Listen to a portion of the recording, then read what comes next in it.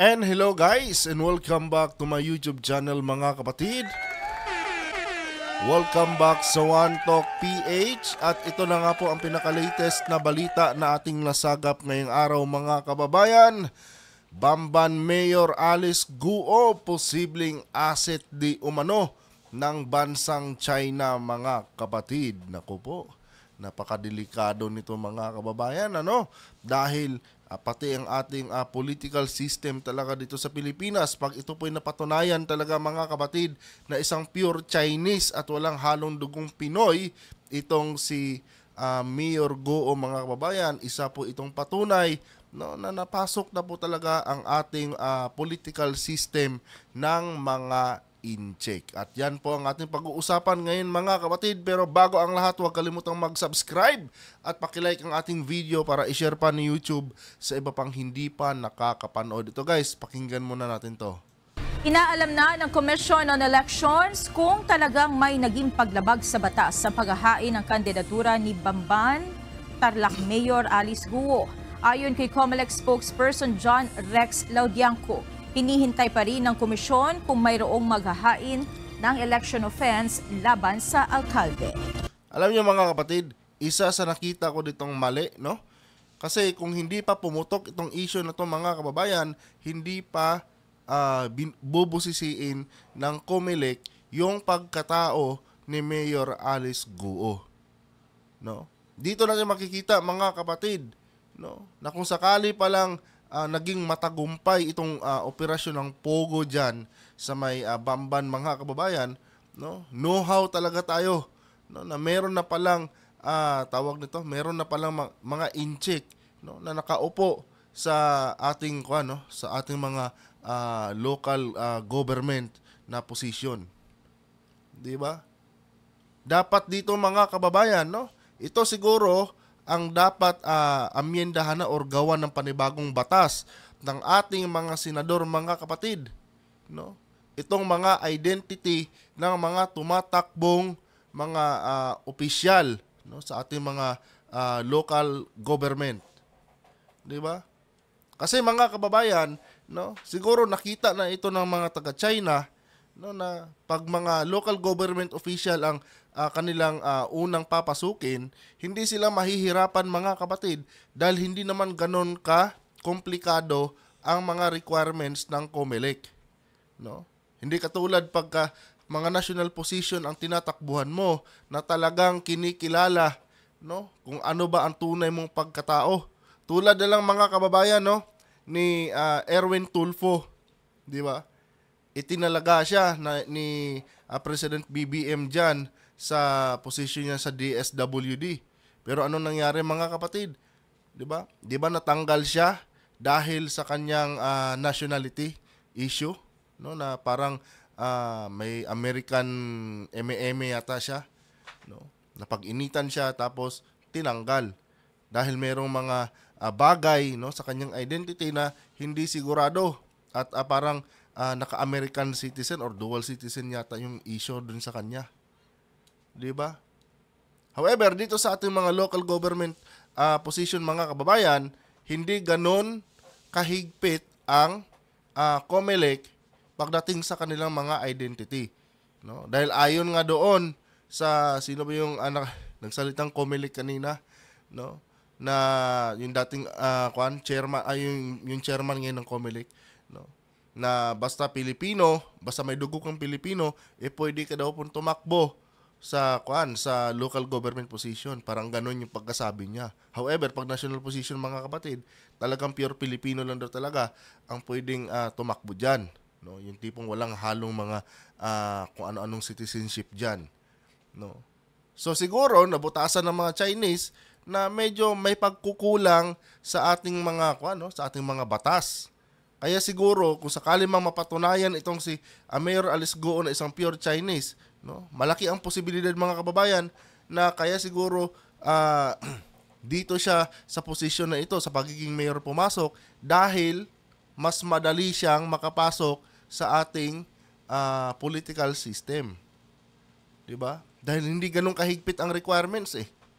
Ngayon, itong COMELEC mga kapatid, kung hindi pa pumutok itong issue na ito, or siguro blessing in disguise na rin to mga kababayan, no? Na may possibility pala, no, na mapasok tayo ng ibang lahi kung hindi natin aayusin itong mga tawag dito, mga batas natin, no? Particular dito sa mga tumatakbong leader sa ating mga local governments. 'Di ba?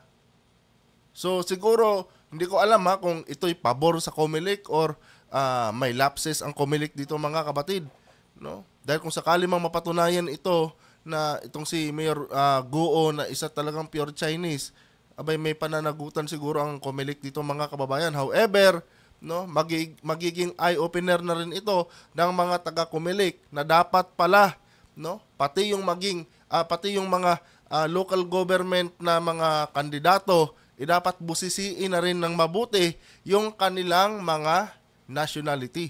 Nang sa ganon, hindi maulit itong mga ganitong pangyayari.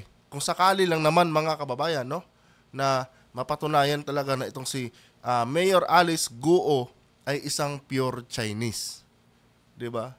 Kasi tingnan niyo mga kapatid, kung hindi pa pumutok itong issue na ito, hindi pa talaga maiimbestigahan itong pagkakakilanlan ni Mayor Alice Guo. 'Di ba? Tuloy. Patuloy naman din po namin tinitignan kung mayroong mga nalabag sa batas at hinihintay din po namin kung mayroong magsasampa ng kasong election offense at makakaasa po kayo kung mayroon man po magpa-file ng verified complaint. Ito po ay agad na diringgin ng COMELEC at susulong ang ating tinatawag na preliminary investigation. Paano pag nilaro lang nila yung election mga kababayan? 'Di ba? Kasi uso yan no? Kukuha sila ng mga dami ng mga kandidato para mahati ang boto. 'Di ba? Uso yan yung mga ganyang estilo. Nag-i-exist yan mga kapatid, no? Nakakala mo kalaban ni ganito, si ganyan. Yun pala sa kanila din pala yun. Binabayaran lang nila nang sa ganon mahati-hati yung boto. No? Ganyan ang ginagawa ng ibang politiko mga kababayan. Pero kahit wala man yung mga ganitong issue, no? Dapat talaga higpitan na natin, no, yung pagbibigay ng Certificate of Candidacy, no, yung COC na tinatawag. Dapat maging mahigpit na tayo doon, no. Busisiin talaga nating mabuti yung mga tawag dito, identity ng mga tatakbong leader, no. Hindi lang sa mayor, maging sa vice mayor or sa mga iba pang position diyan, sa mga konsehal, 'di ba? Kasi delikado yan mga kababayan, no? Mamaya dyan, hindi natin alam, mga inchik na pala ang nakaupo. Hindi na pala mga Pilipino. At ang mas delikado dyan, kung malakas ang impluensya nitong mga dayuhan na ito. Pag sila ay, once na nabigyan ng posisyon dyan sa mga local governments na position. 'Di ba? Kasi pera lang naman yan mga kapatid, no? Pera lang talaga yan ang puhunan nila dyan. Kasi alam nila ang mga Pilipino mabilis kumagat pagdating sa pera. Lalo na kung milyon-milyon ang pinag-uusapan mga kababayan, no? Kaya ito malaking kwanto, no? Malaking sablay ito sa ating COMELEC mga kapatid. Kung sakaling mapatunayan na itong si Mayor Alice Guo ay isang pure Chinese at walang halong dugong Pinoy. 'Di ba?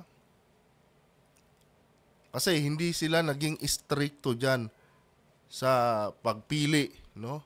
Sa pag-validate ng mga profile ng mga binibigyan nila ng Certificate of Candidacy. Kasi nga naka-focus lang sila doon sa mga taong sa mga taong gustong tumakbo doon sa national position. However, dito sa mga local government natin, hindi natin alam. And ito pa guys, baka mamaya dyan, hindi lang nag-iisa si Mayor Alice Guo dyan na may questionable identity, no? Baka yung iba dyan, mga kapatid, yung ibang mga bayan dyan, mga inchik na pala talaga purong inchik na talaga pala yung nakaupo. 'Di ba? Pero inyo si Mayor Alice Guo mga kababayan, 2021 lang siya nagparehistro mga kapatid. Tapos pagdating ng 2022, tumakbo, nanalo agad. Oh. Yan yung talagang pinakamalaking hiwaga dyan, no? Sa kanyang pagka-mayor. Pero mo, hindi ka gaanong popular or hindi ka talaga popular, no? Tsaka ka lang nakilala ng mga taga-Bamban noong nag-campaign ka na. Oh. Tapos biglang biglang nanalo ka. Samantalang yung ibang mga kababayan, dumaan muna sa pagka-barangay captain, sa pagka-konsihal, no? Sa pagka-sekretary, sa pagka-vice mayor, bago sila nakakaupo sa posisyon na mayor. Di ba? Pero itong si Mayor Alice Goo, mga kapatid, nagparehistro lang noong 2021. Pagdating ng 2022, naging mayor na. Oh. Tapos ito ba, mga kababayan, dahil sa ganyang kapabayaan or sa ganyang lapses ng COMELEC, mga kapatid, ano ang resulta? Naging pugad ng mga puganting incheck ang Bamban, mga kababayan. Di ba? Ganon ang nangyari, mga kapatid. Kaya siguro matatawag nating lesson learned na ito sa ating mga COMELEC.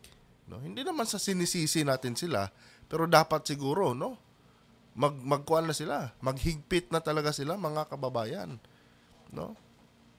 Gumawa na sila ng ibang estratehiya dyan. No? Kung paano nila maiwasan yung mga ganitong pangyayari. Dahil baka bukas makalawa, mga kapatid, no? Malaman-laman natin na marami na palang nakaupong incheck sa ating mga local governments. And take note, guys, yung mga tinatarget nila is yung mga bayan na mga maliliit lang talaga.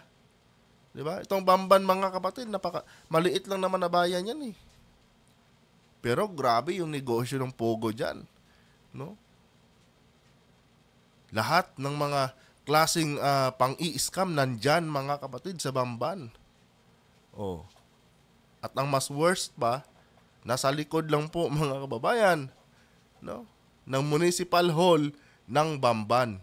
Tapos dinidinay pa ni Mayor na hindi daw niya alam na merong ganyang gawain dyan, no, sa loob ng kanyang jurisdiction, mga kapatid. Na sobrang lapit lang po talaga sa kanilang Municipal Hall. No? At ang masakla pa dito, mga kababayan, no? Property pa mismo ni Mayor yung ginagamit ng mga puganting incheck. Or baka totoo na involved talaga si Mayor Goo dyan sa Pogo na yan. Diba? Tuloy. Nakwestiyon ang tunay na citizenship ni Mayor Goo matapos ang isinagawang investigasyon ng Senado kung saan bigo ang alkalde na magbigay ng mga detalye ukol sa kanyang kapanganakan at school records. Talagang mapapatanong ka talaga at mahahalata mo talaga na parang binaboy din ni Mayor Alice Goo ang Senado eh. Dahil mayroong video na lumabas, mga kapatid, no? Na doon sa kanyang campaign rally, no? Sinabi niya na ang kanyang ama ay Pilipino. No? Pero pagdating sa Senado, mga kababayan, no, napag-alaman ng mga senador na yung kanyang ama pala, mga kapatid, ay isang incheck. 'Di ba? So diyan pa lang patay na ang credibility ni Mayor. Paiba-iba yung kanyang statement, mga kapatid. Talagang mahihiwagaan ka talaga sa pagkatao ni Mayor eh. At baka nga, mga kababayan, asset talaga ng bansang China itong si Mayor Alice Goo. Hindi mo talaga maiwasang maghinala sa kanya, mga kapatid. Dahil siya lang din naman ang gumagawa ng mga bagay, no? Kung bakit dapat siyang paghinalaan. Kasi yung mga statement niya, balibaliktad lahat, mga kababayan eh. Tapos yung mga iba pa niyang statement din, no, parang hindi ka panipaniwala talaga. 'Di ba? And siguro, mga kapatid, no, masasuggest ko siguro sa COMELEC, dapat magkaroon tayo ng standard, no? Kahit paano dapat magkaroon tayo ng standard, no, sa mga pinapatakbo at sa mga binibigyan natin ng certificate of candidacy. 'Di ba? Dapat tingnan natin kung ano ba yung mga educational background nila. Tulad dito ni Mayor Alice Guo, mga kababayan, no? Na walang pinakitang mga certificate kung ano yung napag-aralan niya. Di ba? Pwede natin sabihin kasi dito, mga kapatid, no? Na dahil walang pinag-aralan itong si Mayor Alice Guo, kaya nauwi sa ganito yung bayan ng Bamban, naging pugad ng mga puganteng incheck, no? Dahil wala namang pinag-aralan yung kanilang mayor. Dahil nga wala din namang pinakita ang mga credentials niya kung saan siya nag-aral, no? Ang tanging meron lang si mayor is yung mga statement niya na tutor daw, no? Pero pag hinanapan mo siya ng mga certificate doon sa kanyang mga sinasabing nag-aral di umano siya, no? Through tutor na yan, wala siyang maipakitang ebidensya, no? O resibo man lang, no? Na meron nga siyang napag-aralan. Ang resulta, dahil nabigyan ng certificate of candidacy ang isang taong walang pinag-aralan, no? Naging pugad ng mga pogo itong bayan ng Bamban, no? Naging pugad ng mga pugante, ng mga scammer, ng mga incheck, no? Yung bayan ng Bamban. So dapat siguro, mga kababayan, magkaroon na rin ng standard itong COMELEC, no? Mahalaga yan kasi anong magiging future ng isang bayan, mga kapatid, kung yung hinirang yung leader dyan, walang pinag-aralan? Di ba? Importante yan. Anong leadership ang ipapakita ng isang mayor na walang pinag-aralan? Di ba? Kaya importante siguro, mga kababayan, i-required na rin natin, ng mga academic requirements ang mga kandidato na tatakbo sa mga local position. Hindi yung basta lang mapera, mga kapatid, pwede na. Di ba? Alam niyo, guys, meron akong ikikwento sa inyo, no? Ito po ay totoong nangyari, mga kapatid, kahit i-research nyo po ito sa internet, no? Kasi ako, mga kapatid, pinanganak ako sa Escalante City, no? Sa Negros. At alam niyo ba, guys, kung ano ang history ng Escalante, ng aking bayang Sinilangan, mga kapatid, no? Diyan naganap yung tinatawag nilang mass massacre, mga kapatid, no? Dahil po yun sa no read no write yung naging mayor dati sa aming bayan, no? I-research nyo ang Escalante Massacre, mga kababayan. Makikita nyo kung ano ba ang kalunos-lunos na nangyari sa aking mga kababayan doon, no? Totoo yan, mga kababayan. May documentaries yan, no? Dahil yung mayor namin nung time na yun, mga kapatid, no read no write po, no? Tinanong lang siya, ayon doon sa mga lumabas sa mga kwento, mga kapatid. Tinanong siya dahil no read no write siya, tinanong po siya ng kanilang parang chief of police, no? Dahil marami ngang nagrarally sa harap ng Escalante Plaza nung time na yun, mga kababayan. Tinanong siya, Mayor, pero pabirong tanong lang yun, mga kapatid, tinanong daw po siya, Mayor, marami na pong nagrarally. Ano po ba yung gusto mong gawin namin sa kanila? Mamasakirin ba namin? Siyempre, hindi niya naintindihan yung word na massacre, mga kapatid. Alam niyo kung ano ang sagot ng mayor? Sige, masakirin nyo, pero wag nyo lang patayin. Kaya ang nangyari, mga kababayan, pinaputukan yung mga nagrarally. I-research yan, mga kapatid, no? Escalante Massacre. Mass massacre rin po yun, no? Yan po yung naging epekto, mga kababayan, dahil basta may pera ka, kahit wala kang pinag-aralan, pwede kang maging politiko. Diba? So siguro dito ngayon, mga kababayan, nararapat lang siguro na maging mahigpit itong COMELEC, no? Sa pagbibigay ng certificate of candidacy sa mga gustong maging leader sa mga local governments, no? Dapat i-required na rin siguro, mga kababayan, ng kanilang mga educational backgrounds, no? Tulad dito kay Mayor Alice Guo, mga kapatid. Walang naipakitang educational background siya. Lahat puro kwento lang. 'Di ba? And masasabi talaga natin dahil wala siyang mga credentials na pinakita, no? Pwede talaga natin sabihin na wala siyang pinag-aralan. 'Di ba? Kasi kung meron kang pinag-aralan, may credentials ka, may resibo ka. Kung saan galing school ka. No? Oh, yan ang nangyari sa Bamban. Dahil pinayagan nilang maging mayor itong si Mayor Alice Guo. Oh, naging pugad ng mga puganting incheck. Diba? Ganun lang kasimple intindihin yun. Tuloy. Pinaghihinala ang asset ng China si Mayor Guo. Nagugat ang issue matapos ang matuklasan sa kanyang nasasakupan sa Bamban, Tarlac ang isang malaking pogo hub na illegal na nag-ooperate. Ano ba ang kakayanan ng isang leader na walang pinag-aralan, mga kapatid? Di ba? Oh.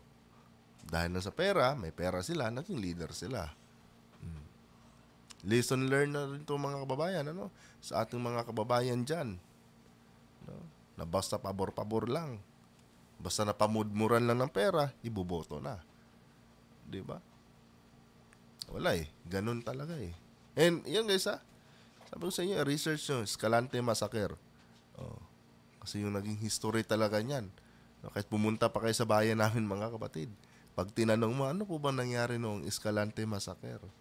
Oh, dahil walang norid-norid yung mayor namin nung time na yun, mga kababayan. Ako, parang kakapanganak lang yata ng nanay ko nung time na yun eh. Pero, parang every year kasi yan dati, mga kapatid, sinicelebrate yan, ginugunita yung pagkamatay ng mga maraming mangingisda ba yun? No? Na masakir nga doon mismo sa plaza ng Escalante. Dahil lang doon sa isang parang joke lang, no, na tinanong lang yung mayor namin na, Mayor, maraming nagrarally, anong gusto mo? Masakirin namin. Parang biniro lang siya ng ganun. Naging sagot niya, sige, masakirin niyo, huwag niyo lang patayin. Yun yung talagang umingay na usap-usapan dahil lang daw dun kaya naging ganun, no? Nagkaroon ng massacre sa harap ng Escalante Plaza. And I think it's about time na rin, no, na maging mahigpit ang COMELEC sa mga requirements, sa mga gustong maging leader sa bawat bayan, no, sa mga local governments natin. Kahit hindi mayor, kahit mga konsehal lang, no, barangay captain, or basta any position, mga kapatid, na related sa gobyerno, no, dapat magkaroon talaga ng requirements. Kasi mahirap no, magkaroon ka ng leader na walang pinag-aralan And lalo na dito ngayon, mga kababayan, no, itong mga incheck, talagang malaki yung interest nila, no, sa bansang Pilipinas. And siguro, mga kapatid, dapat na rin siguro magkaroon ng background check sa lahat ng mga local governments official, dahil baka mamaya dyan, mga kababayan, no, hindi lang si Mayor Alice Guo yung may questionableng pagkatao. Di ba? Marami no? And gaya ng sabi ko sa inyo, mga kapatid, halos buong Pilipinas yata na-saturate na yan ng mga incheck, mga kababayan. No? Halos lahat ng bayan sa Pilipinas may mga incheck na, mga kapatid. No? Kaya siguro dapat magkaroon ng background check itong COMELEC habang mas maaga pa. No? Kasi baka later on yan, mga kababayan, magising na lang tayo na yung iba pala nating mga bayan dito sa Pilipinas, incheck na pala ang namamalakad. Anyway guys, hanggang dito lang itong video na ito. Kung nagustuhan nyo po ang ating content, huwag kalimutang mag-subscribe at pakilike ang ating video para i-share pa ni YouTube sa iba pang hindi pa nakakapanood. Hanggang dito na lang. Adios.